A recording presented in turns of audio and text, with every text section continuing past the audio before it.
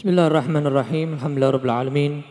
Wassalatu wassalamu ala asyrafil anbiya wal mursalin sayyidina Muhammadin wa ala alihi washabbihi ajma'in. Wala haula wala quwwata illa billahil aliyyil azim. Amma ba'd. Langsung saja kita sampai di syair Imam Busiri, ka'annahu wa huwa fardun min jalalatihi fi askarin hina talqahu wa fi hashami. Setelah kemarin Imam Busiri menjelaskan tentang bagaimana akhlak Nabi, bagaimana paras keindahan tubuh Nabi, bagaimana kelembutan beliau yang pertama, bagaikan tangkai bunga. Bagaimana kemuliaan beliau bagaikan rembulan purnama. Bagaimana kedermawanan beliau bagaikan samudra. Bagaimana semangat beliau, tekad beliau bagaikan sepanjang masa abadi tidak ada henti-hentinya. Maka Imam Busiri melanjutkan sifat yang kelima. Masih sifat zahir ketika beliau masih hidup. Nanti beliau akan melanjutkan ketika beliau sudah meninggal. Ka'annahu, seakan-akan Nabi Muhammad itu wahwa fardun. Jadi ini karena syair jadi diwolak-walik. Jadi indahnya bahasa Arab itu bisa diwolak-walik tapi maknanya lebih indah. Asalnya begini. Ka'annahu min jalalatihi fi askarin wa fi hashami hina talqahu wa huwa fardun. Asalnya begitu. Maknanya begini, seakan-akan Nabi Muhammad SAW itu dari wibawanya, min jalalatihi, dari karismanya, wibawanya, fi askarin, dalam askar, pasukan tentara yang sangat banyak, jutaan miliaran, atau wafi hashami, atau budak-budak yang banyak. Ibarat ada orang punya budak jutaan, ibarat orang punya tentara miliaran. Itu wibawa. Kalau kita lihat ada orang di depan begitu, dia pangeran di atas kuda, di belakangnya ada tentara miliaran. Wah, itu kita pasti sangari gitu mungkin ya. Atau ada orang banyak pegawainya ribuan, bos dia ini. Masuk ke pabriknya, masuk ke perusahaannya, semua ini ribuan, ini pegawainya, karyawannya. Wah, bos datang. Jadi sungkan gitu. Nabi Muhammad SAW, wahwa fardun. Dalam keadaan beliau sendiri, itu wibawanya ibarat pangeran yang tentaranya miliaran atau lebih dari itu.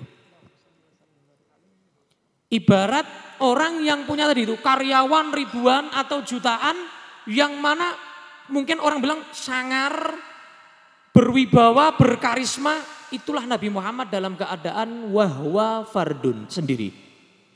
Sallallahu alaihi wa ala alihi wasallam. Makanya menantu beliau, khalifah yang keempat, Sayyidina Ali bin Abi Thalib, karramallahu wajhah wa radhiyallahu ta'ala anhu wa ardhah. Beliau berkata, Nabi itu sifatnya, idza ra'ahu badihatan. Kalau orang baru sekali melihat Nabi spontan, itu habah, langsung dek begitu ya. Ya, makdek. Ibaratnya wibawa karisma yang luar biasa. Ibarat beginilah gampangannya yang sekarangnya masih hidup, mudah-mudahan panjang umur. Ibarat kalian melihat Al-Habib Umar bin Hafid berdiri ceramah. Wah, itu luar biasa. Ribuan orang yang hadir merasakan luar biasa karisma daripada beliau. Itu cucunya, putune, apalagi datuknya. Pemimpin para nabi dan rasul sallallahu alaihi wa ala alihi wasallam. Ketika kita melihat seorang wali itu hati kita langsung walaupun semulia apa kita langsung kayak down gitu. Aku kira duwe apa-apa berarti gitu. Aku ki apa? Alah aku ki apa? Ibarat kita ini merasa saya ini apa? Gak punya apa-apa. Saya ini bukan siapa-siapa ketika kita di hadapan mereka. Apalagi Nabi Muhammad sallallahu alaihi wa ala alihi wasallam. Nabi ini manusia yang asyja'an nas. Manusia yang paling berani. Gak ada takutnya Nabi itu. Nabi itu kalau perang, jihad. Tadi kan bab jihad ya. Pas ini, pas babnya. Dilalah kok gatuk ya. Nabi itu kalau saat jihad, itu Nabi mundur selangkah gak pernah. Maju wis pokoknya wis terobos. Gak pernah, luka kayak apapun, gak pernah. Nabi mundur. Sama sekali. Walaupun jumlah umat Islam misalnya saat jihad, itu gak masuk akal. Mungkin orang mikir, kalah, wis ora mungkin menang. Itu Nabi sama sekali tidak gentar. Gak takut sama sekali. Bahkan diriwayatkan dalam hadis oleh paman beliau Sayyidina Abbas bin Abdul Muttalib. Dan juga oleh Abu Sufyan.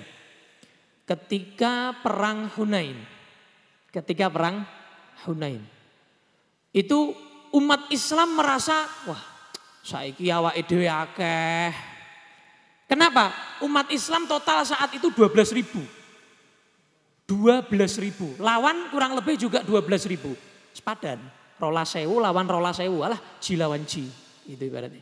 Single. Lawan. Kalau perang Badar kan enggak. 1 lawan 3 kan begitu.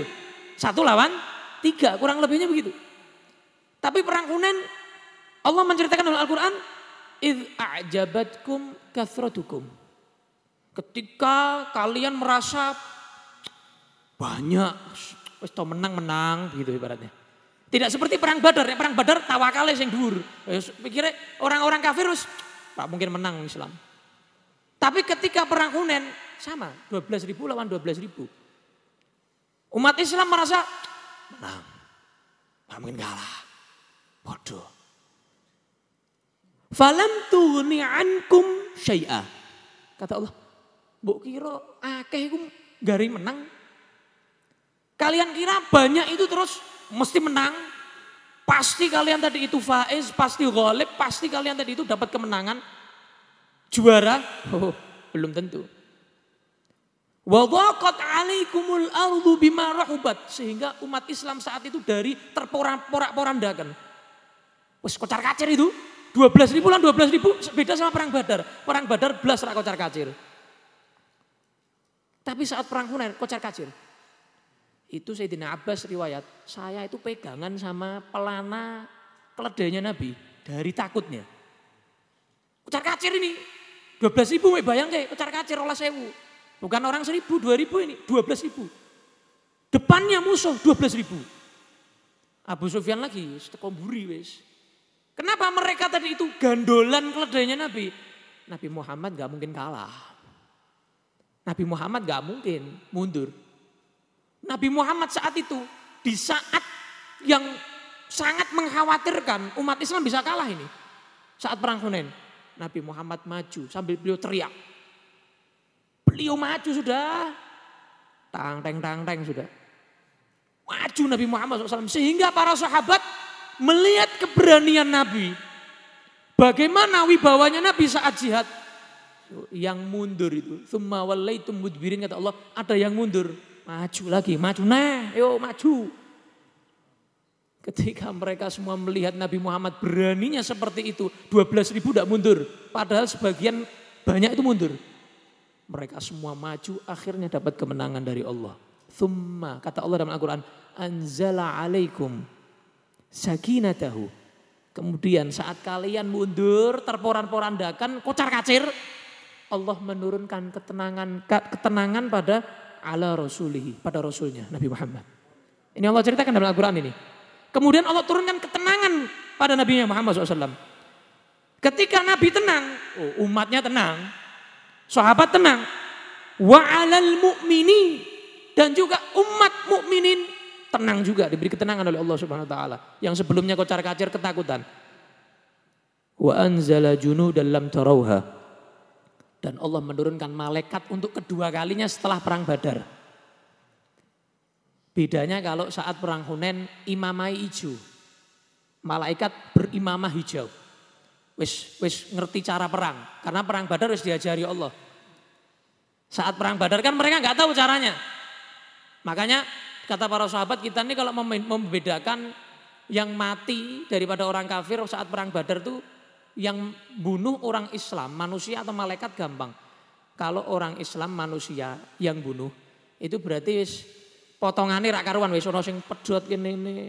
Ada yang sebelah sini terpotong. Tapi kalau malaikat pas. Jadi pas sendi sebelah kene. Siku-siku sebelah sini pas sendinya, ya, pas lutut. Jadi Allah ngajarkannya suruh sendi-sendinya yang dipedhot. Jadi kok tiba-tiba tangannya siku-sikunya pedhot dhewe ngono. Jadi mereka menyatakan kami bisa membedakan mana yang dipedang oleh malaikat dan mana yang dipedang oleh manusia, sahabat. Nah, tapi pas perang Hunain wis ngerti carane wisan. Wis diajari sama Allah perbedaannya imamahnya. Sallallahu alaihi wa ala alihi wa sahbihi wasallam. Itulah Nabi. Dan kita lihat di sini Imam Busiri tasbihnya maklub kalau dalam balaghah. Apa tasbih maklub begini? Contoh begini. Kamu pengen tahu angin yang kenceng. Itu loh, si fulan itu loh. Dermawan luar biasa. Angin yang kenceng itu dimisalkan untuk orangnya. Kudunya kan gini, harusnya kan begini. Masya Allah, dermawannya seperti angin sepoi-sepoi. Nah begitu. Ini kalau asli, tasbih yang asli begitu ya. Penyerupaan yang asli. Macan beraninya kayak orang ini. Pengen lebih ngeri kan? No. Macan beraninya kayak orang ini. Harusnya kan begini. Orang ini beraninya kayak macan. Keberaniannya kayak Nabi. Ngono lho. Paham ya? Jadi dibalik gitu sama Imam Busiri. Orang yang asli dia raja, punya banyak anak buah. Itu keberaniannya, kewibawaannya itu seperti Nabi. Berarti apa? Wih top banget loh. Lo Nabi sendirian wong sakmono akeh kan begitu. Ini lebih hebat perkataan Imam Busiri ini daripada Imam Busiri bilang begini. Nabi itu wibawanya kayak orang yang punya anak buah 1 miliar. Nah itu biasa. Tapi ini dibalik. Masya Allah. Sallu ala Nabi Muhammad. Sallallahu alaihi wa ala alihi wa sahbihi wasallam. Ini sudah. Insya Allah kita akan lanjut lagi bait yang setelahnya di pertemuan yang akan datang. Mudah-mudahan bermanfaat. Wassallallahu ala sayyidina Muhammadin wa ala alihi wa sahbihi wasallam. Walhamdulillahi rabbil alamin. Alhamdulillah.